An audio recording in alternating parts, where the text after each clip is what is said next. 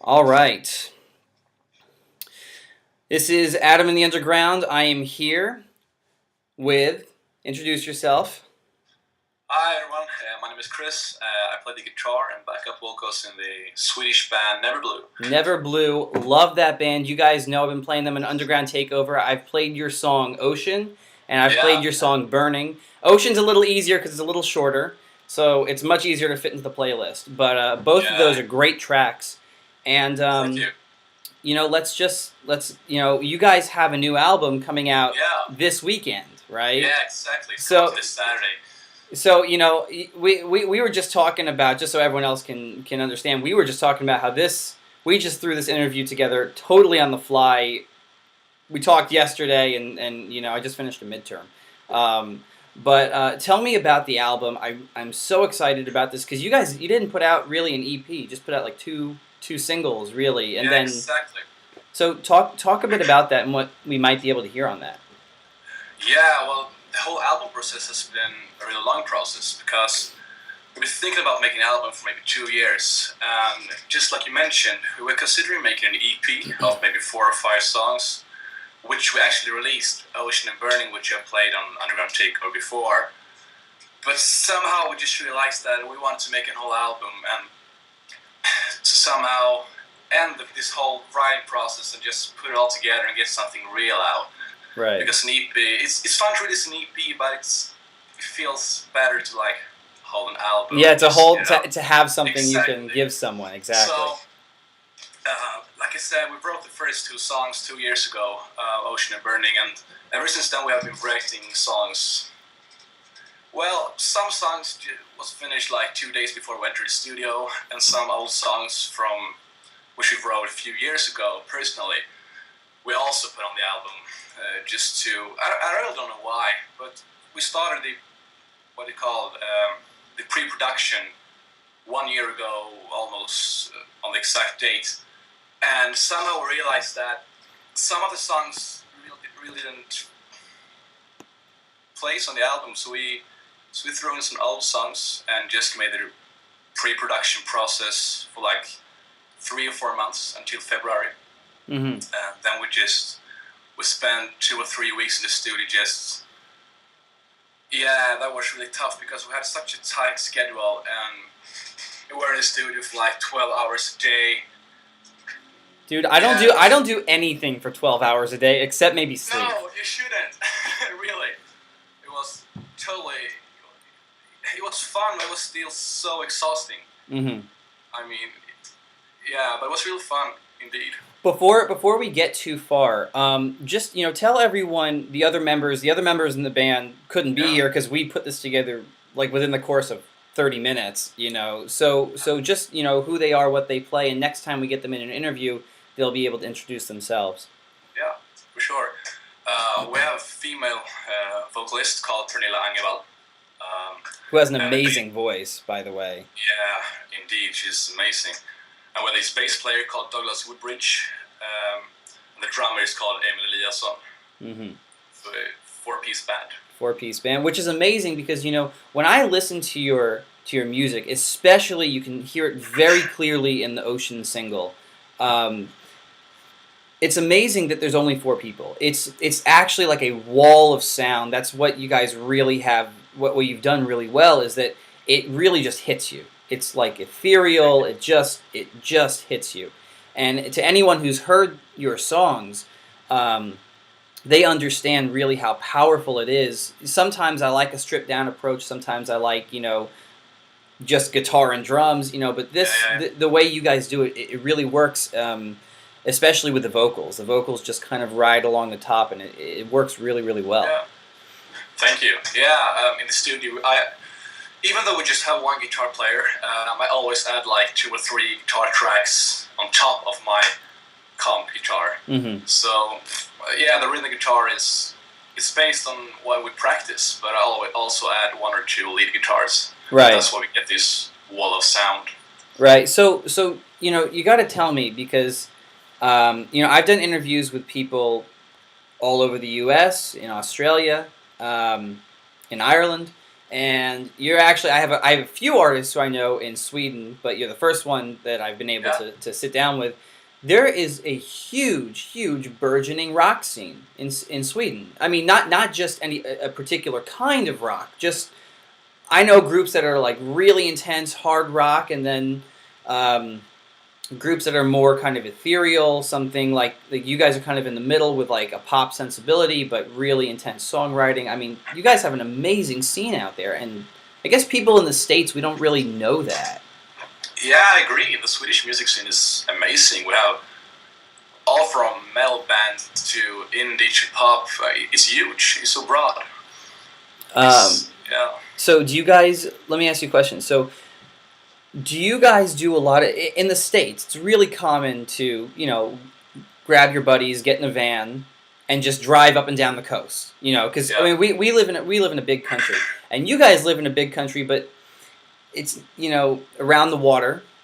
So you're near Norway, you're near Finland, maybe Denmark. I'm sure there are bridges, but is it really kind of like you guys focus on getting like around your so if you're in like southern Sweden, right, like near where Stockholm is, it seems like it'd be easier to just drive to Denmark or just drive to Norway than it would be to drive all the way up north and try to get Swedish fans.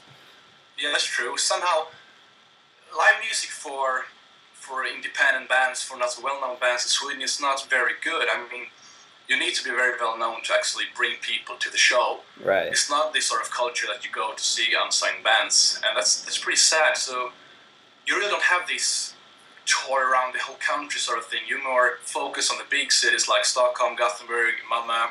Mm-hmm. And just like you said, a lot of bands go to Denmark and Norway, and especially Finland for harder bands, hard rock and stuff. Right. So it's not this like in the States when you tour around the whole country going up and down. It's more like you focus on the big cities because that's what the people are who actually go to the shows. Right. So I mean, Gothenburg is probably that's like the second biggest, third biggest city in Sweden, right? Yeah. And that's where you guys are from. Exactly. And so what's the scene like in Gothenburg? Because Stockholm gets a lot of press. I mean, as much press as can be expected here in the U.S. But very few people know Gothenburg. Even fewer people know about the music scene. So talk a little bit about that. Yeah, the Gothenburg music scene I think it's pretty amazing. I think it's the best in Sweden. But we have a pretty special music scene. It's a lot of indie bands, and a lot of metal, a lot. And especially it's called the Gothenburg sound, which is, there's a very big Swedish artist called Håkan Hellström, which sort of influenced the whole city. So most of the bands here sounds quite like him and play indie. Mm-hmm. And the other bands play metal because of big artists like In Flames. They're from Gothenburg, so I think Håkan Hellström in Flames has sort of influenced the whole city. So a lot of indie and a lot of metal, but I really don't know if we have this sort of local live scene. Of course we do have, but it's not so broad. It's not. There are shows almost every day. But we don't have, like I mentioned before, we don't have this culture to go to shows just to watch new bands. You really have to be well known to be able to bring an audience. In a way that's true to an extent here too, because there are some. So I'm in Boston. There are some great bars and great venues in Boston for whether you're into kind of like more punk, stripped down alternative, or if you're into more pop bands. I mean, there's some great places, but. Sometimes it's not. Sometimes you kind of have to know the bands you want to see beforehand. Yeah. I mean, there are people who go to the bars and they go to the shows and they they'll get a drink and see who's playing, and that's great. But I think it's a little less common than it used to be, and I think it's probably changing. Hopefully it's changing, because to go out to a bar and just have a drink and see just new bands, whether they're bands on the bill that same kind of music or different kind of music. I mean, that's really the reason that I started doing Underground Takeover. That really is the reason, because I loved all these bands from all over the world, and you guys all have totally different sounds, most within the rock genre. But all the songs that I play, I absolutely love those songs, and people have to hear this stuff. And there's a place for pop music, and there's a place for really popular established bands, but there also, I think, needs to be a place for newer indie bands. And I gotta say, I love the internet because it has enabled everyone to get their hands on this new material. I mean, you never could have this before, or you never could have it to this extent. That's true. Maybe that's why people don't go to shows like they did, because of it's so easy to just get all this new material just like this. Well, I mean, and even in addition to that, one of the best things that I love, I mean, I know the music industry is in turmoil right now. That's, a conversation for another day. But I think one of the best things that's come out of it is that you can talk to the people that you love in these bands. I mean, you can go out to a show, and then you could send someone a Facebook message or comment on their Facebook page and say, "Hey, I saw your show. You guys were great." And then you have a dialogue. And then it becomes a community. It's not just, okay, artist, fans. Exactly. There's not really, I mean, I guess there has to be that divide once you reach a certain level, but now it's really cool, and I really like that about the new way the music industry has turned. It's so much easier to interact with each other. It's not like, just like you said, the artist and the audience, which you just could meet on the show before. Now you can meet them all the time on the internet, and they're just amazing. I mean, that must help you. I mean, you guys must get like messages from all over the place. Hey, we've heard your stuff. Come play at some venue in some place in Denmark or some place in Germany or wherever. I mean, bands get messages now. Yeah, I mean, we got positive comments all the way from Indonesia to Japan to the USA, and the weird thing is that we have like 300 fans on Facebook from Algeria, and I mean, who would have thought that country before? Well, that's like when I do Underground Takeover, and I look at the analytics and I see a few thousand people here, a few thousand people there, and then I go, what do you mean I have X amount of fans from India? I don't know anyone from India. Exactly. I don't even have any exchange friends from India. And it's amazing. Just people just come across this kind of stuff, and then they tell their friends about it. Exactly. Just the fact that they're able to listen to your music, even though you barely have introduced yourself to them, it's just amazing. It opens up so many doors. So let's get back to Neverblue. Do you find that that exactly what we were talking about, getting these comments from places like Japan and in Indonesia? I mean, do you consider now like going to these places? Maybe a place not so far away. Maybe you go to Spain, or maybe you go to Russia or whatever. But does that put in your head like, hey, we really could go to Ireland. We really could go to Italy, and do a tour there. Definitely. It gets you thinking about what you could do if you just. I mean, we're from Gothenburg. We don't find it a problem to bring people to our shows in our town. But when we go to Stockholm, when we go to Malmö, they're always a problem. Not a problem, but it's harder to get people to get there because maybe there's just a few who knows about us. And somehow you realize that it's the same thing in other countries. There are actually just a few who knows about you, but they do know about you. Mm-hmm. And that really makes you think that maybe we could go there someday and play. That really gets you thinking for sure. So that must feed into, talk about how that feeds into, now you're going to have a new album. I mean, it's 3 days you're going to have a new album. Yeah. And or 2 days at this point, you're going to have a brand new piece of material, a collection of material that you can give to your fans or they can get from you. And how do you think that's really going to impact you? And the band and all that. Well, I don't know. I think we'll make a better impact since we have something to come up with. We have done this.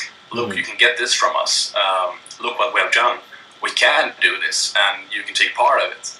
So, it will have a great impact. But I don't know if it will make such a huge difference. But I think for the whole music business, I think. Yeah, it's a hard question. I think seen from the music business point of view, it's better than just for the fans, because the fans wouldn't really matter if it's an album or if it's just a couple of singles or an EP. They just all they think about is how good is the music. Do I enjoy the music? Right. So I think it's they're making great impact, but it may not immediately draw 10,000 fans from Canada, but I have it. I really do believe that it's when a group, I think, builds a fan base, which is I think what you guys have done, and then you put out something. I mean, then the people have something to grasp onto. I really do think it's going to change things in some way. I mean, I can't tell the future, but I do think that from both of the singles, both Ocean and Burning are going to be on it, and I think that's really going to help drive it very much. I can't wait to hear the other few songs that are on there, but from what you told before, it's spent a lot of time working on that stuff, writing it, recording it. It's exciting, Yeah, thank you. Just like you mentioned, we actually have released 2 of the songs before, and when people see the album, they may recognize these songs. And hey, I heard that song before. I heard this band before, and now they have an album out. Let's check it out. Mm-hmm. Maybe that's just a fortune for us. So I've been covering you guys for a couple of years now, right? I mean, really, as soon as I got up, I started covering you guys. I think you guys actually. I think I got an email from you first. I think that you probably reached out to me, and I'm really glad you did. But I got to know, just for me, has the coverage helped a little bit? I mean, I try to do what I can do, but Indeed, it certainly has. The irony of this entire thing is that for the radio station, very few people where I am listen to it. I would go with like all of 6 people, but because it's a college station. But apparently, when I get up online and I see, wow, I got people, from Australia and Canada and Mexico. It's really nice to be able to give you guys a platform in those places you wouldn't normally have. Yeah, exactly. Really appreciate it. Absolutely. I got one last just curiosity question, and then we're going to wrap up. And the reason we're going to wrap up is because I want to do another interview as soon as that album comes out, definitely with the other band members. But I gotta know, how come you guys started writing and performing in English? I mean, it's just a curiosity question. We do get that question a lot. And the answer is pretty simple. It's never been like another option. Right. I always wanted to play in English. And I really don't know why. The first song we wrote was in English, and then it just fell naturally. I don't know, really. We always listen to English music. We want to reach out. We want to be international. We don't want to stay in Sweden. I don't really think that our music even have a local fan base in Sweden, I think. We got to reach out. Mm-hmm. So, does it feel like a little more official, maybe, because a lot of the artists you might like probably perform in English? Yeah, that's true. Yeah, definitely. But it's never really been another option. We always want to play in English, sing in English. So, I don't know really. It's been natural for us. All right. Well, we're getting close to the end, but before we go, I want you to tell everyone, band name again. Tell them where you can check out. Where they can check out your stuff, Twitter, Facebook, and all that. Yeah, totally. Like I said, I play Neverblue, and you can find us on Facebook, facebook.com/NeverblueMusic. You also find us on Twitter. It's @NeverblueMusic.